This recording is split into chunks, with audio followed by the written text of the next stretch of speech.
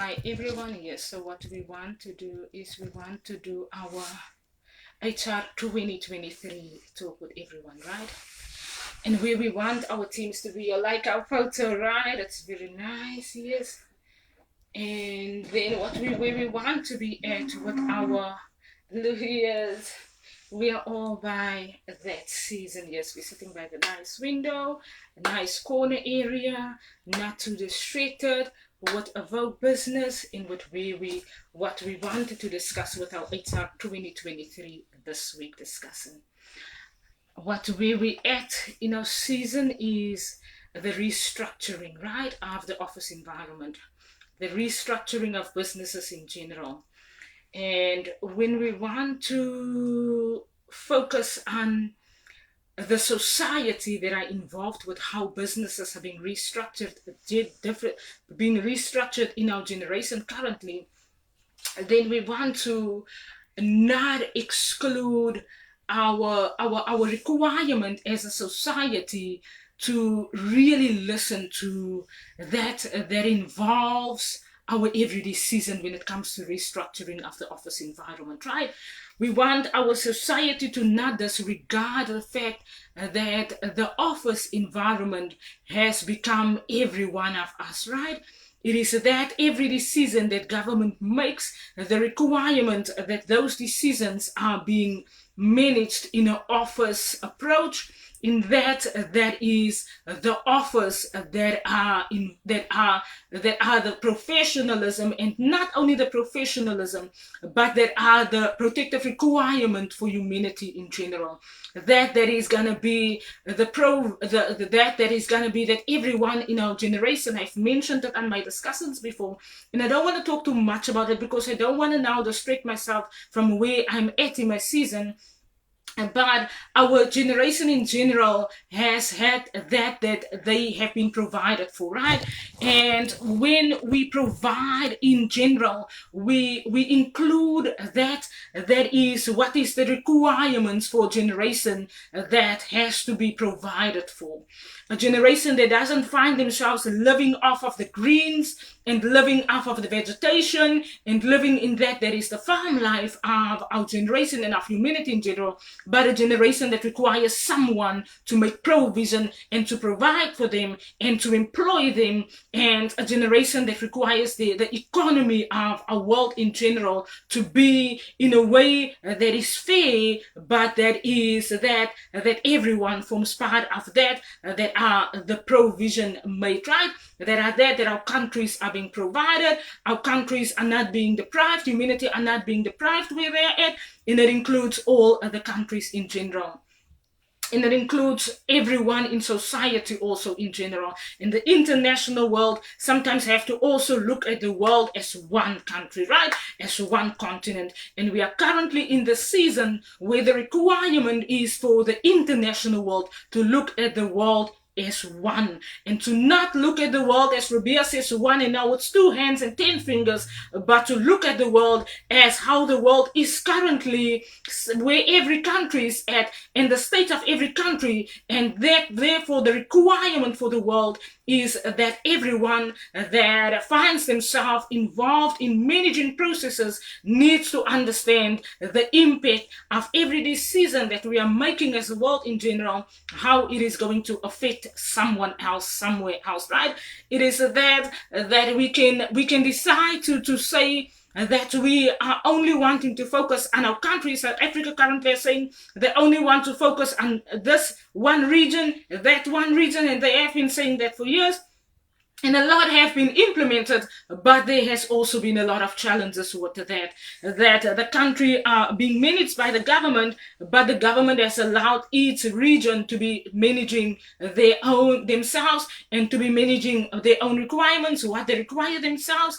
And therefore, when we look at the world in general, we look at listening to what is it that we require, and that we as a nation and that we as a world in general are gonna be required to work with, rather than wanting to have us be in that is someone else's requirement of where we find ourselves at as a world in general, right?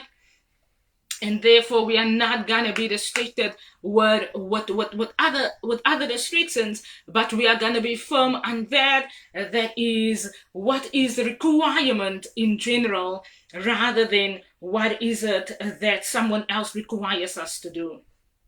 And in that, I want to focus today on the structure, the office structure of decision making, right?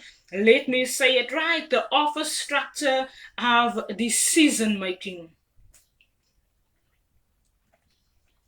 Everything requires us to make a decision on what it is, how it is that we manage the businesses, what it is that affects us when we manage our businesses. And therefore, we want to focus on the office structure, but the decision making of the office structure.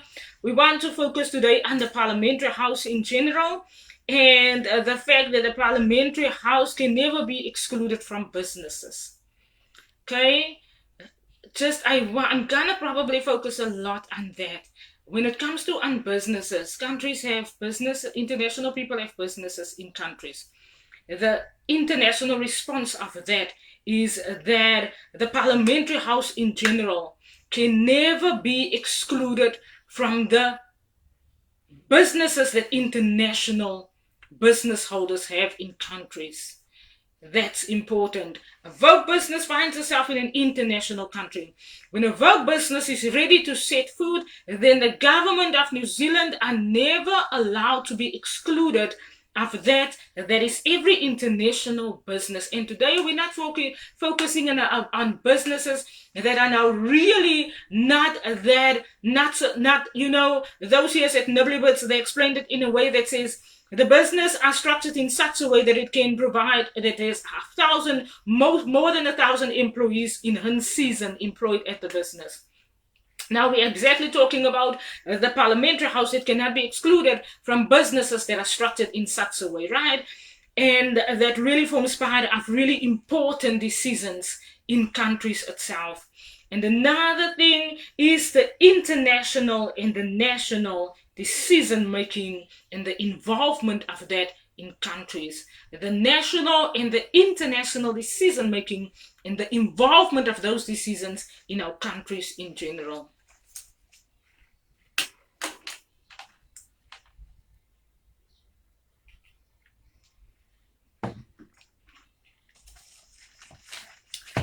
We are not going to revise what we have said on leading this generation, because tomorrow we're going to do our leading this generation discussion.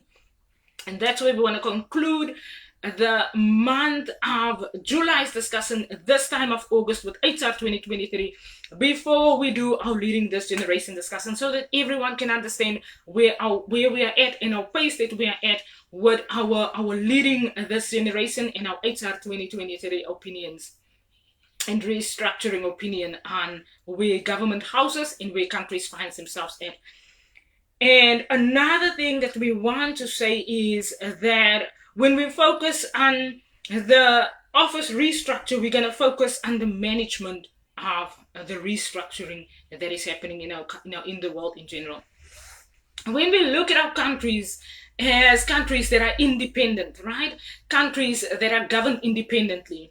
And we look at the state of the world where we are at today, then we listen not to the fact that countries are independently managing their own parliamentary houses, but we look at the effect of the requirement of HR 2023 opinion and structuring and restructuring processes having been implemented in countries to prevent the war discussions and to learn that the offers in the world are in a way that is one office, because it becomes one office when it affects our countries in general, and when the world has to constantly sit in meetings that involves war arguments, war discussion in countries. And then we learn to manage the world in such a way, and we learn to get the processes in our countries and in our parliamentary houses being managed in such a way that it includes that there is the business owner in your country, there is a business owner from an international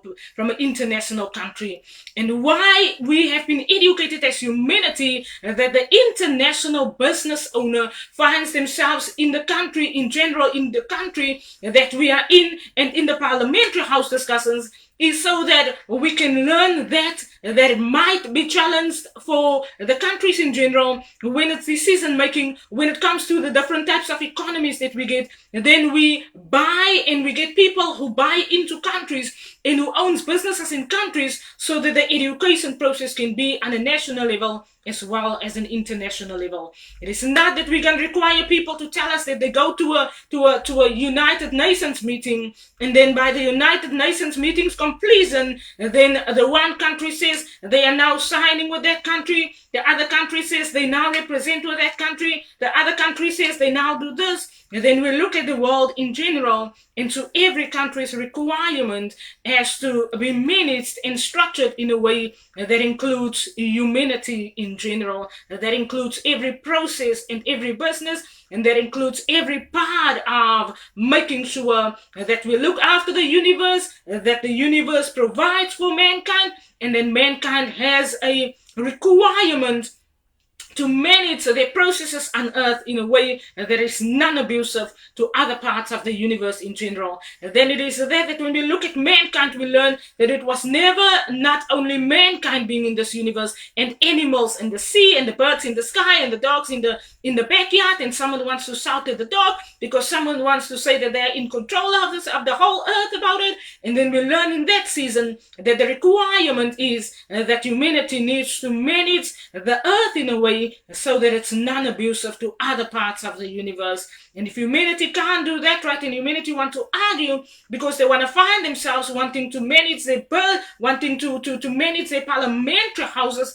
in a way that is abusive to the world, and then on that day the world looks like the world is currently looking in war arguments that can't end, in discussions that no one knows what's happening, in decision making that everyone goes to a rugby game, and then the next time the rugby game was to kill one country's people out, and everyone pretends that they didn't know about it. And then the world is exactly so chaotic because the restructuring, the management process of that, the inclusion of the national as well as the international level, the office environment that becomes the society in general that are being provided for from the office and from every business in the country that has to respond to that, that is going to be fine for everyone, then that finds themselves being born in a season that so much is happening. The restructuring are required, the management of that are required, and the processes that needs to be that is the world in general, the earth in general, mankind on earth in general, the different countries as one country and as one continent, as where everything began from, right? When the world was one, right? Before all the countries were divided and separated from the other, the process needs to also still be managed in a way that is not going to be abusive the one to the other, because everyone in our generation have had an opportunity to get an education, has had an opportunity to get experience on what is it that is sometimes required for them to learn to do in a different way. And every one of us in this world forms part of that becomes the office of this world. And therefore we need to tell ourselves that it's not gonna be the parliamentary house that's gonna educate the world and the office of this world, but today it is Ribea Elise that says that this is the office of this world, and the office of this world needs to be structured in a way that is going to be fine for everyone, for where they find themselves at in any given season. And that's the only requirement that mankind has currently. It's not challenging, it's not difficult to get right, it's not difficult to manage in a way that is fine for everyone, but it is one requirement that our generation also has, and that every generation get, is to manage the countries and the world in general, and to manage the earth in such a way that is non-abusive to the other one, to the other.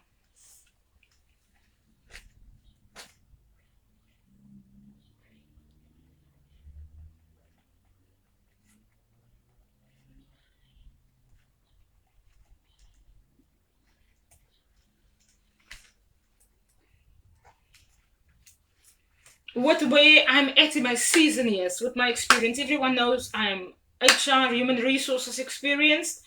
Yes, many, many years in the office environment. I call it really 100 years. My education was not really 100 years. And it was really in different businesses. And it was really given me that insight as to the world in general. It has really given me that opportunity to learn that everything is acceptable. Like I always educate and evoke fashion business, but our opinion where we are at is gonna be that comes to the Ribea Elise in the office, right? That is the Ribea Elise that is now not necessarily the Ribea Elise that has found herself in that was now only a Vogue business on a social media page, but Ribea Elise in the office has become the professionalism and the entrepreneurship and the education that goes with Ribea Elise's business on social media, and that goes with Ribea Elise's opinion, with where I find myself at in my season, right? So yes, my name is Ribea Elise for everyone who don't know me yet. And I know my name is everywhere on social media pages. And I know that I'm educating and that my business explains quite a lot of me, the person. And it explains quite a lot of where generation finds themselves at. And with my business opinion, that is my opinion, that is on general life challenges and on circumstances in countries that even though you're a business owner, you do not go and say that you agree with abuses that happens in the world. Even though you're a business owner, when you are informed of circumstances in the world that can sometimes better, then you don't tell yourself that it's gonna put my Evoke business in jeopardy if I'm now going to go and represent and say that I am now going to not say what's required to say when I learn that there's people that can be endangered sometimes in this world. Then Ribea Elise would exactly give my opinion and say that my opinion is that even though this is my business, this is my requirement to respond to that as a business owner in this world and as a business representative in this world, it is my right to give my opinion that is now not an opinion created in an office environment, but that is exactly the Ribea Elise in person that gives an opinion on circumstances in this world, how I was affected by it, and how other people might also be affected by certain things and ways and processes in this world. And therefore, I always say I admire people that owns the business and that says that they are not doing it to transform the world and to transform other people in the process, but they are owning the opinion of themselves in this world and the requirement of everyone to have an opinion where they are at in their seasons. And therefore, you don't allow yourself as a business owner to transform your opinion on what the office would accept of you as a person. Your opinion is that, your business education is that, your business is that, and it needs to be accepted in a way that no one else in any office is going to say that they manage the world and then they disregard Ribea Elise's business only because Ribea Elise's opinion includes everything of Ribea Elise, the person.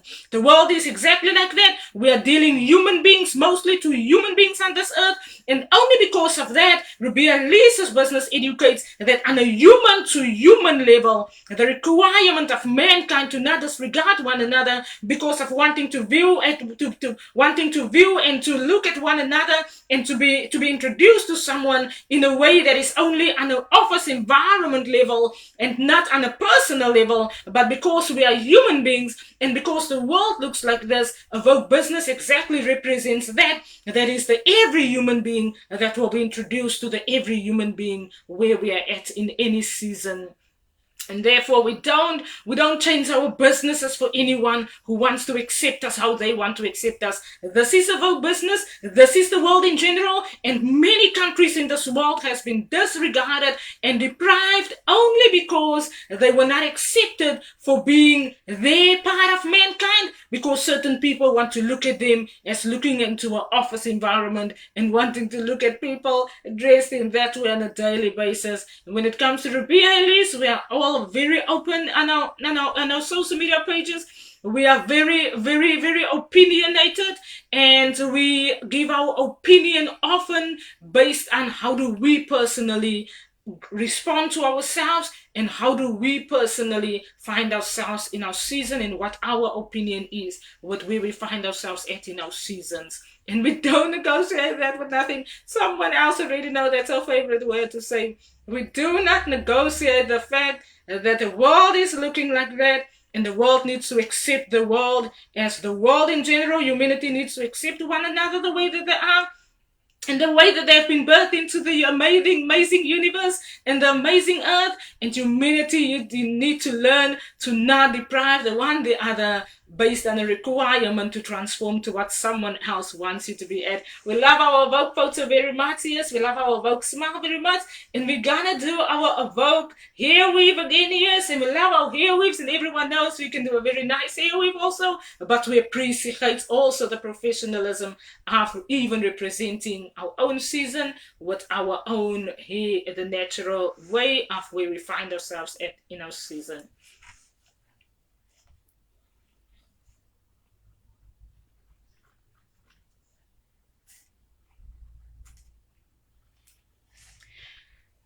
Office structure, right? Let's start with that one. Decision making in the office. Structure of the office environment itself. What a few parliamentary leaders wanted to do. They wanted to have had the church included in the office environment itself. And it's not a requirement that is impossible for church businesses to be registered also in our generation.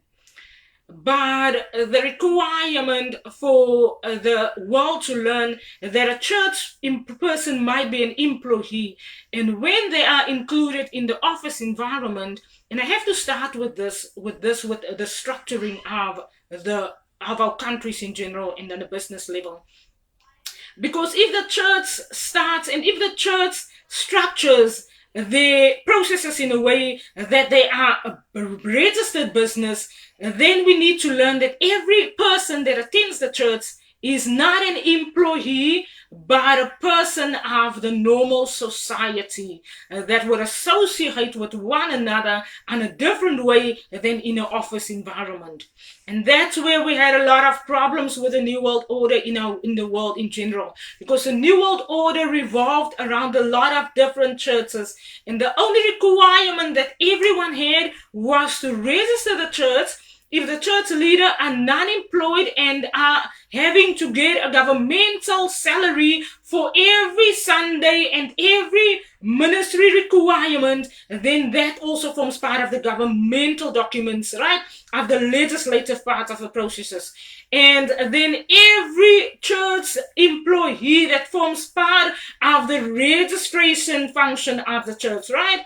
Of the registration, the documentation that comes under registry, that legislatively the requirement is that the church now needs how many? 3 people under registration, and all the medium secretary and all of those people. But when it comes to the church receiving funds from the government, and that those are the requirements for governments to learn to manage. Until what level is our government's gonna fund churches in a way that the church forms part of the business environment of the world, and the church then receives funds for their businesses, and the funds that every church in every country then receives forms part of the businesses of the countries in general. And that is an important discussion, and that had a lot of argument in our generation, a lot during this season, that every church wanted to be registered, and South Africa Suma had a lot of churches. South Africa Suma started a whole lot of house churches about it also. Nothing wrong with the house churches about it, but the requirements and the approvals for those functions, so that no one can go and abuse the fact that the church is now becoming part of the businesses of this world. Because remember, church leaders requires that there is funds and support many times, and they form part of the education group of the world in general, and of countries in general, and the education body of it. Why? Because the church government and the church function is in a way that the church is educating in a way to not abuse communities, And we do not look at it now only in a spiritual level, but this is where we call it a religion. And a religion was never a religion, but it is an educational function. It forms part of an educational function. The world has not yet learned the term, and they have not yet learned how to accept that process yet. And that's why they find themselves in so much argument about the process, because the process is the religious function of the church is that it forms part of the educational world, and the education of the church leader is that it is none of that the society are not abusive to the communities, and therefore the governing body of the church, that is the parliamentary house, as well as the pastoral leader, sits in one discussion, so that the process of the church cannot be that becomes so disruptive to countries in general. And that's why parliamentary houses was a bit harsh on the fact that everyone now wants to be a church pastor, because the whole process of it is going to be disruptive and going to be all over the place about it, when actually the structure of that is that it forms part of business, it forms part of the education function of our communities, so that our young children are not so abused, but the management process of that forms part of the governmental house to manage it in a way that church leaders and the different denominations of church are gonna not be disruptive to the country in general. Because nowadays everyone wants to just adapt a domination, a different religion, and a different education for church life, and everyone wants to run with it. And only because of that, the church body and the church business itself forms part of the governmental house. The function of the church, that is the educational requirement, also forms part of the governmental house, parliamentary house discussions, and any other education that are added to that can sometimes disrupt countries, and only because of that, the countries and leaders need to sit on that. That is that the governing body of the church becomes, the Bible say also, the parliamentary house. The government is on Jesus' shoulders. The Bible says in Isaiah years that the government was wonderful counselor, mighty God. Is a human being. He's the Prince of Peace, calmness in the education of the Word of God. And not only of the church as the Word of God, but the church as the Muslim church, the church as the Jewish church, all the different churches that are accepted under legislation forms part of parliamentary houses, houses ways of managing countries in ways that are non-abusive. And those are processes that had to be implemented many years ago already. And governments are still arguing about it. And it's not to argue about, it is to structure the countries in a way that humanity teaches one another, that we are no longer going to go on disrupting one another because of different religions, because religion forms part of the educational function of it. And the church is not only a religious group, it forms part of the every requirement. Sometimes some people believe of the spirituality of it, right?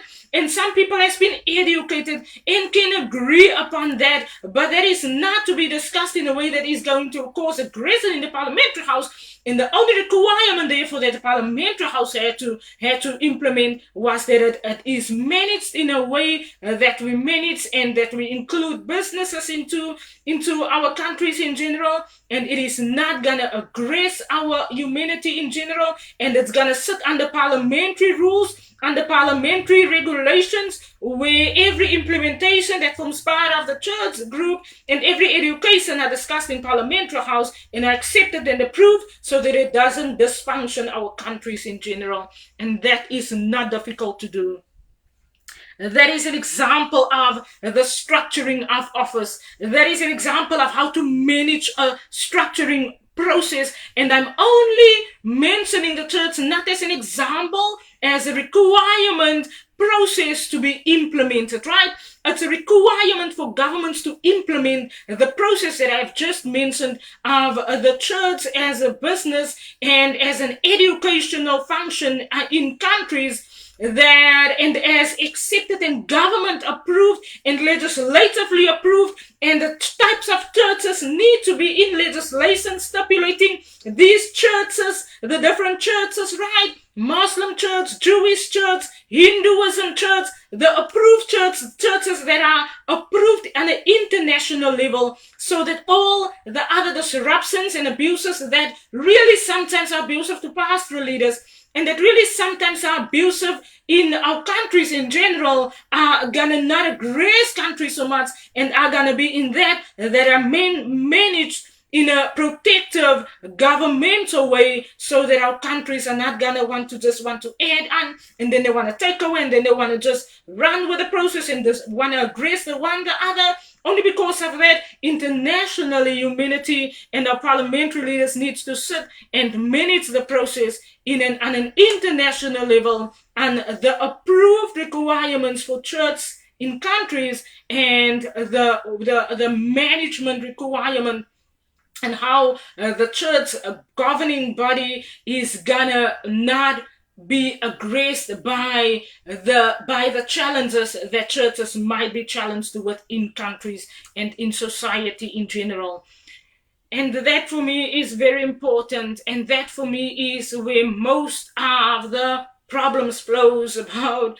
It flows about revolving around the different churches, and the fact that the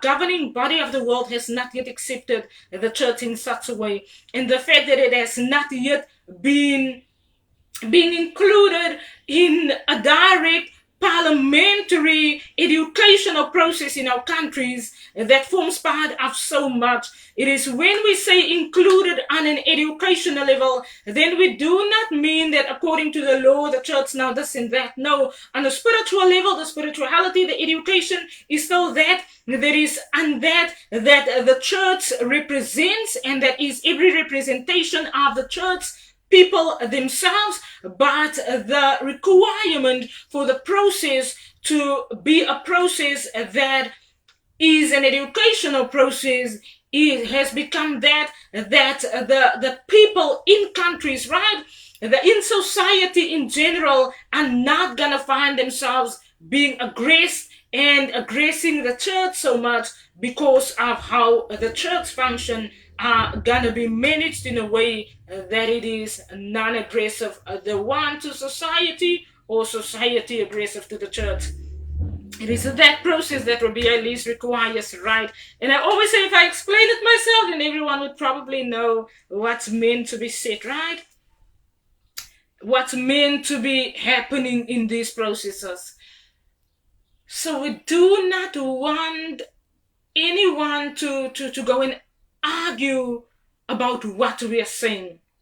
We want everyone to go and listen to how can we implement the opinion that has been given about the church in example and restructuring and the management process of that, so that it does not aggress, so that the countries does not find themselves aggressed by the church arguments, by the different religions and the different requirements for church people to abide to, but so that the government can learn to protect that function also under the governmental right of the country in general. It's the government's right to have a say and to have control over circumstances that affect humanity in general.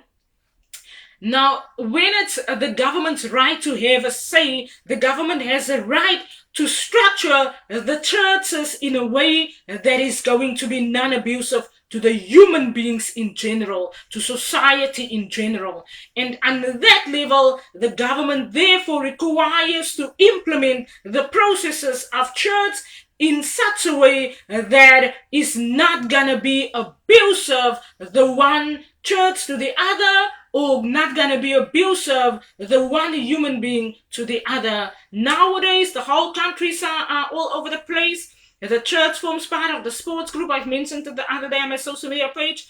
And the international sports groups are now this church, and this church now want to harm these churches people, and it happens in South Africa like that.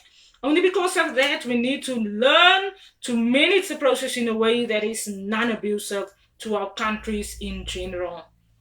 and that countries' people are not gonna abuse one another in that way that humanity has abused the one the other. If you want to know the example that I'm talking about of what happened in South Africa with different church groups, go on my YouTube page. I share a tip there on things that other countries, that people in other countries might experience or might find challenged where they are at when it comes to the different church educations that happens. There are sometimes, the government sometimes says that we don't want to have anything to do with it, but we are in a world that we cannot say that we do not want to have anything to do with it. What happens in this world affects everyone, so it is processes that can be managed in a way that is fair and fine for everyone.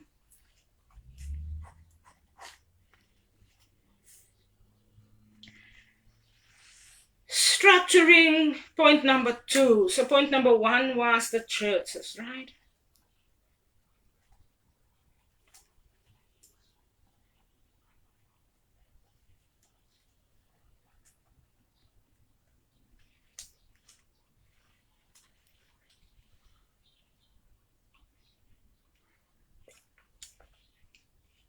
Structuring point number 2. Business. International business owners and me, Eva is on one discussion. Eva, I mentioned them because Eva, an international business owner, Eva wants to have his say in a country in general. When you find yourself in your country and you are in the parliamentary house and an international business owner wants to manage his business, he ever wants to do it how he wants to do it.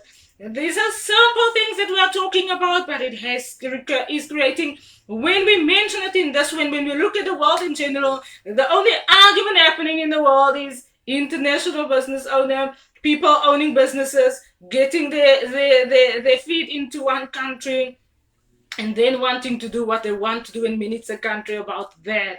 And only because of that, we are gonna want our business owners to learn that your business falls under the governmental leadership of the country. Point number 1.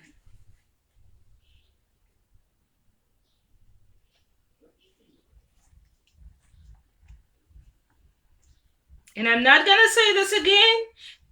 And the 15%, that's good.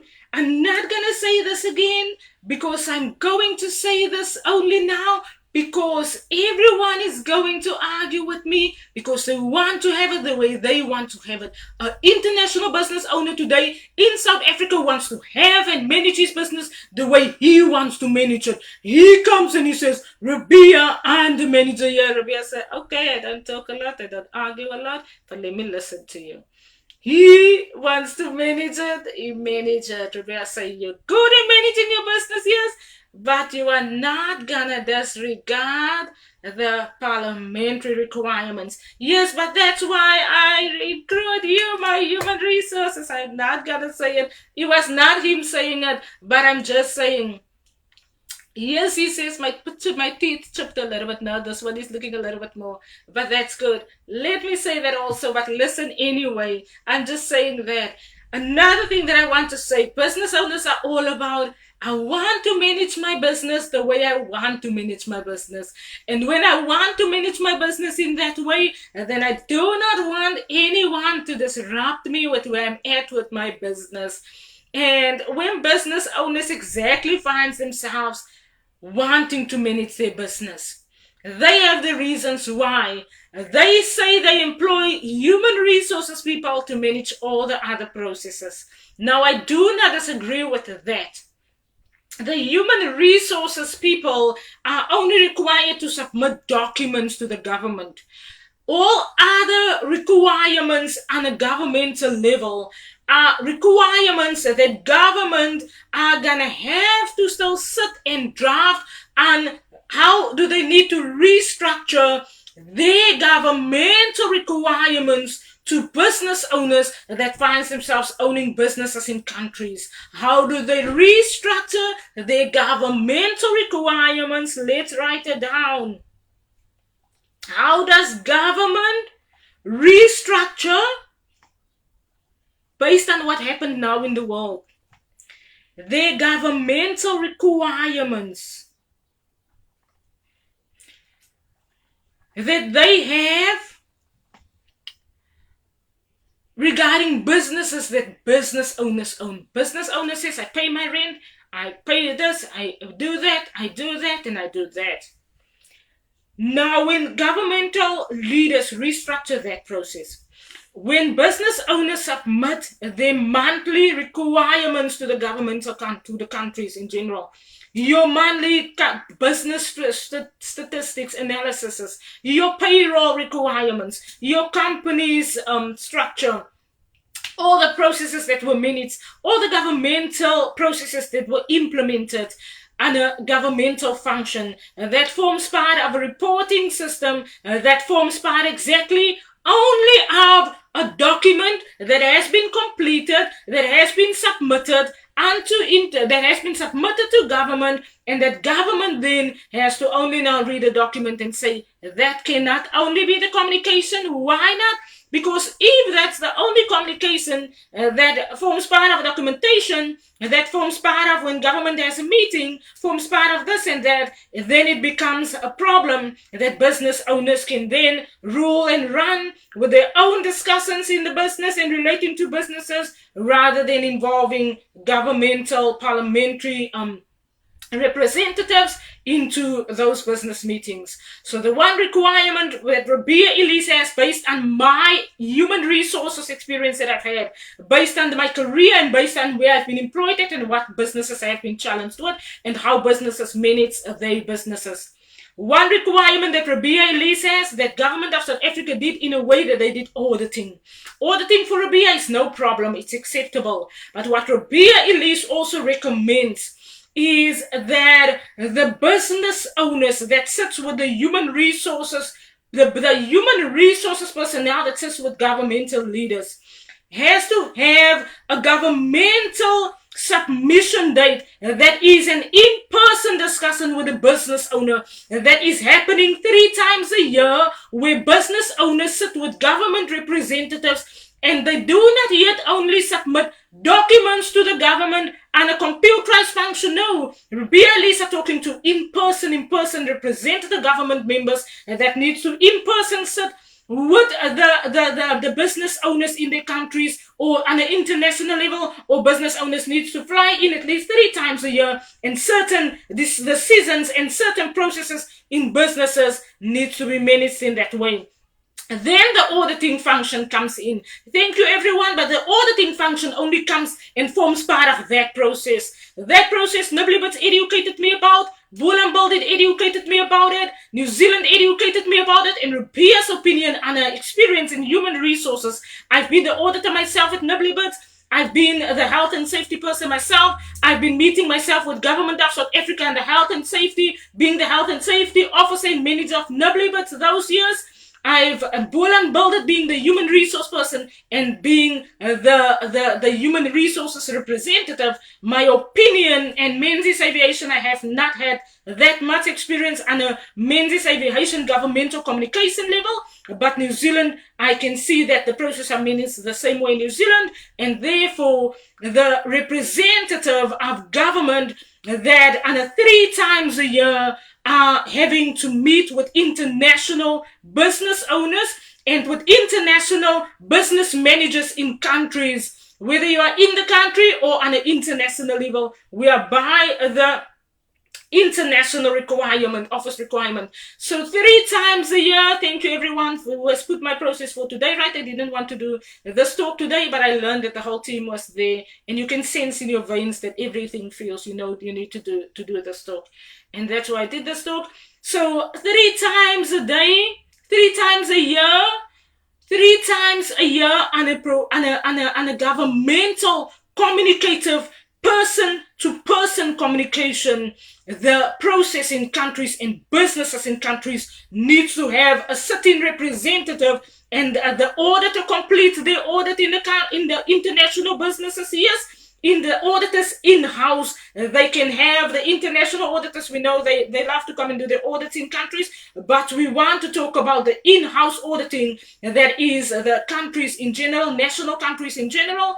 That auditing process is important, that the auditor monitor not the documents of payroll and all of those discussions, but the process of business itself, the communications and meetings that business has in our countries and on an international level. So the representative do that whole process in person with the business owner or with a business representative that forms part of the human resource management team or the health and safety workplace wellness health and safety team management team. And but the management of those communications needs to be in a way that if international business owners violates anything that is in gonna put the country in jeopardy or in argument or in international argument, then it will be monitored in that way that both the international business owner and the parliamentary house and the society in general would be in that is non-dysfunctional to countries in general and non-dysfunctional to the world in general. And that's basically where we want to be at with the structuring of that.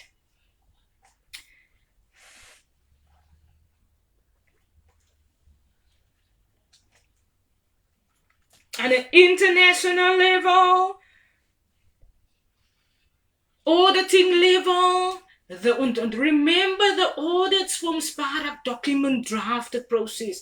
And when you call it an audit, Ribea at least exactly knows what an audit is. Or audit is a walkthrough, you just tick, tick, tick, tick, tick, and say everything is fine.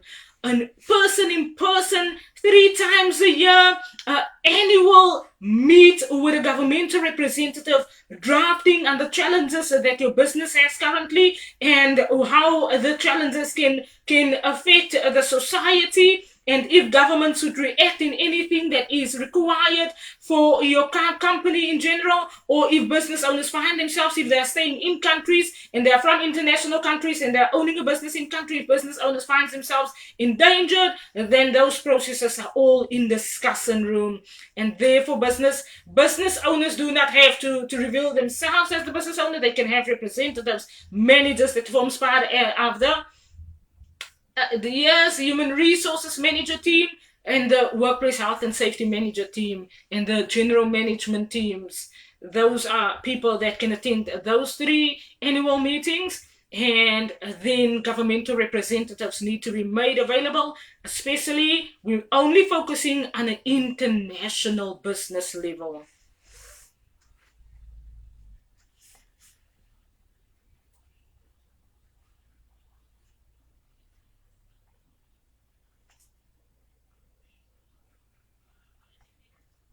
We're gonna probably do these HR 2023 talks in how can I say in restructured order, right?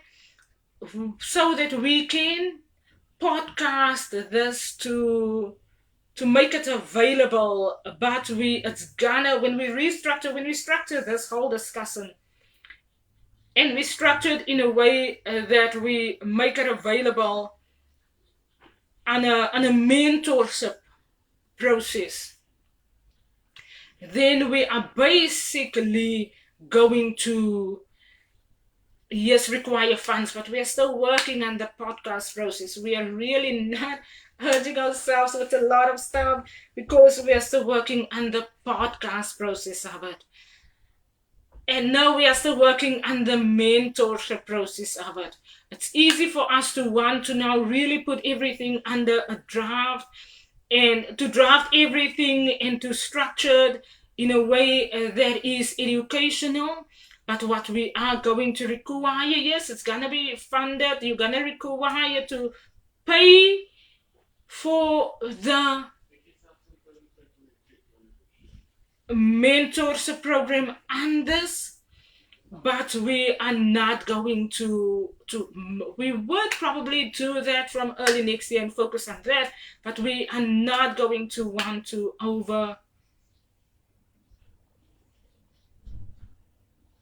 to over-expect.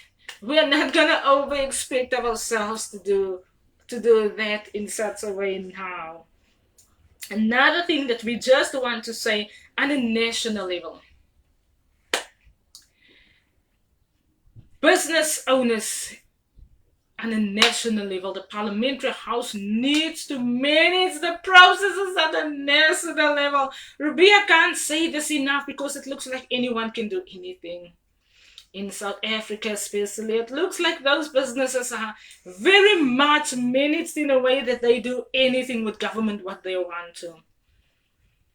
Requirements of auditings, those submission of documents, the financial auditings has got to do with business owners.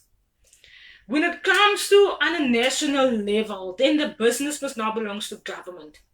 The process is all a submission of documents itself.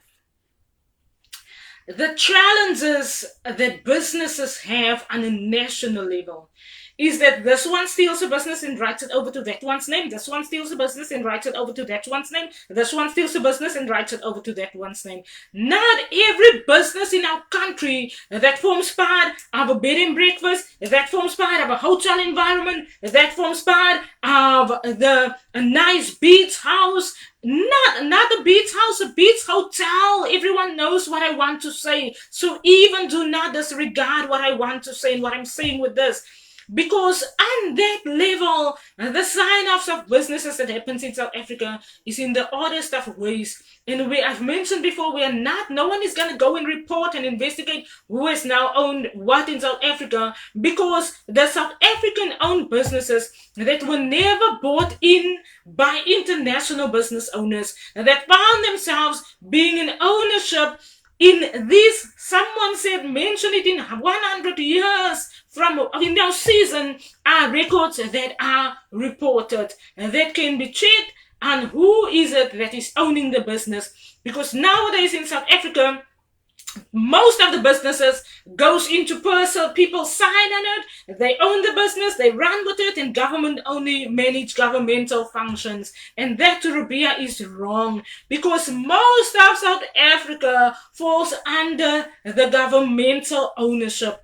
And when South Africa is going to take control of South Africa, then South Africa is going to want to manage the process in a way that is not going to be that someone else steps in and they find that this business is now available and they monitored and checked this site and now they somehow own the business about it.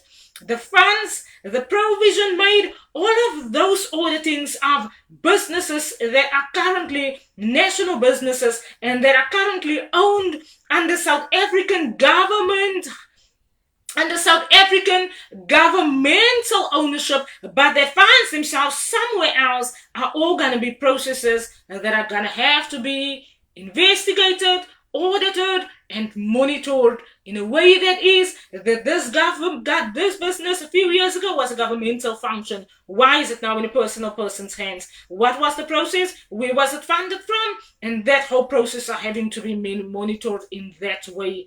And we need to find a way to listen to the South African people in general that has now learned that everyone was working in government and there was a whole lot of open gaps and everyone went to go and take a sign off and they somehow then owned a business about it. And all of those arguments are happening in South Africa, and the South African government finds themselves in all of those arguments, and it is not difficult to investigate how was the ownership given, where was the person employed before they owned the business, how did they get the funds, how did they retrieve the funds, and especially for businesses that manage employees that are more than 500 employees, right, on any given season, in any given month, right? If you manage a business that has more than 500 employees, there's then also the maximum amount of what do you call it? The maximum amount of funds, right? That the businesses earns in any given month. Businesses that are of such needs to be investigated. And if it was a governmental business before that, then the government needs to provide information of how the business were bought, so that it's not that the whole country was once owned by government, and in the meantime people bought in and no one had money to buy in, and now South Africa is all disrupted about it. Those processes need to be managed. In the businesses that are currently still falling under government owned businesses needs to be monitored and managed in such a way. And the South African government in general needs to sit and find out, South Africa in general, how is it that they sell a South African owned business to a personal person, and then the funds that the South African government make when they sell a South African owned business into an individual person's hands, and how is it that South Africans are then provided for after businesses were sold, right? After businesses were sold, who's provided, and how are South African communities then provided for if government-owned functions now just falls under businesses that are now being owned by individual people? And those are your only three things that we want to focus on now, because we don't even want to say a lot about the businesses. There's a lot of gaps on a national level and in countries that when it relates to businesses that needs to actually provide for the society, but actually the businesses are in hands of people that owns the businesses. The South African government then needs to manage the process in such a way that the funds and the tax and every requirement that requires governments to learn to listen to how are the South African government and the South African society funded for on a level that becomes South Africa belongs to the every South African, right? How is it that the every South African are funded for, and where is it that South Africa is actually going with businesses in general in South Africa? National on a national level again, national owned businesses. I want to say something again that when government, I've mentioned it before, monitor every business in every region that forms part of a national business. Every funds of every business that forms part of a national business on a national level. All the expenses and the requirement then and how those businesses should provide for the South African people in general. All of those management processes, we have educated that in HR 2023 already last week or the week before that. And we want to say that how the business are managed and how the South African person finds himself then employed in the business, and how the government are required to monitor when there is a means of employment that people can be employed at the businesses, and then some people just leave the businesses like that and they don't employ people again, and they want to hold on to the funds and they want to only employ an amount of people, where the business actually makes provision for people to be employed that are maybe the business is structured in such a way that I've mentioned before, 1,000 employees can be employed, and now some businesses only want to employ 50 employees about it, or 500 employees about it. All of those processes needs to be monitored, managed, and audited, and then after that the business of African government with the SARS teams that makes those processes available, where companies need to submit reports of your company structure is 1,000 employees, and every month your company has provided for 1,000 employees. If your company structure changes, and if your country can really provide for more than 1,000 employees, then the processes on SARS needs to be updated. SARS needs to have, when people provide payroll information, they need to provide the company structure most around with that also. Ribea remembers that process. Now, with the process that comes with the company structure, what Ribea Elise is saying is that process that comes, that you submit in, and 1,000 employees is the company structure is it can employ 1,000 employees. 1,000 employees is exactly there. These are the salaries. These are the means of proof, and they are registered, and the IRD or SARS registered. And then if that structure changes and there's provision for more people, that needs to be monitored on a monthly basis. And if the process changes and companies can provide for more employees, it needs to be monitored by government regularly, and government needs to investigate if and at least also 3 times a year, right? Government need to investigate.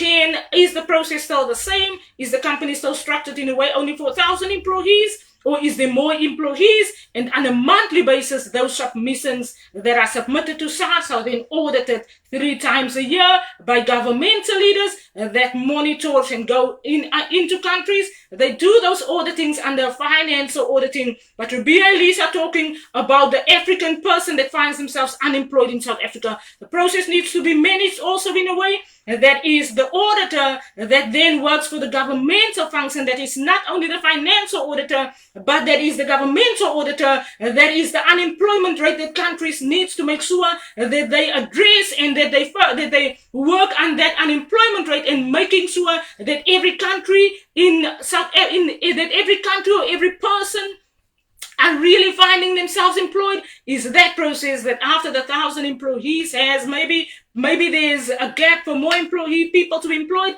and then it needs to be submitted to SARS with the payroll details, and the people needs to be employed before hun date the next month. That process, I've mentioned that process before, needs to be structured in that way. And it's not only the completing documents and submitting it online. It's not only taking a walkthrough like Ribea used to do a factory walk. Ribea can also do that. And it's not that process only. It is a process 3 times a year, auditing based on the SARS submission documentation on every business in the country. And therefore, the employee rates of our countries are then therefore managed in that way.